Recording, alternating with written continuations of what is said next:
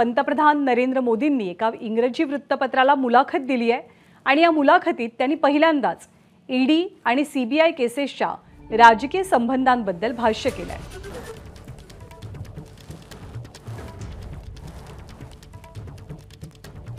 ED आणि सीबीआयची सगळीच प्रकरणं राजकीय नसल्याचा उल्लेख या मुलाखतीत पंतप्रधान मोदींनी केलाय।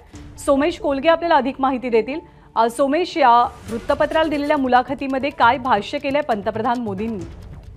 ज्ञानदा, यावेळी पंतप्रधान मोदी ईडी सीबीआयच्या केसेसवर बोललेत आणि विशेष म्हणजे त्यासह पहिल्यांदा त्यांनी अरविंद केजरीवाल यांच्या प्रकरणावरही भाष्य केलंय। नरेंद्र मोदी म्हणाले की ईडी सीबीआय ज्या केसेस दाखल करतं त्यापैकी केवळ 3% केसेस या राजकारण्यांशी संबंधित असतात आणि इतर ज्या केसेस आहेत, इतर खटले जे आहेत ते इतर उद्योगपतींशी किंवा जे इतर काही गुन्हेगार असतात त्यांच्याशी संबंधित असतात।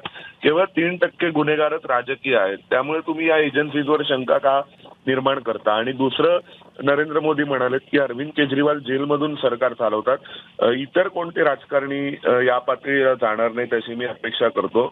मुख्यमंत्र्यांनी जेलमधून सरकार चालवणं कितपत योग्य आहे यावर विचार केला पाहिजे असेही पंतप्रधान नरेंद्र मोदी म्हणाले। ज्ञानदा, धन्यवाद सोमेश या माहितीबद्दल। एबीपी माझा, उघडा डोळे बघा नीट।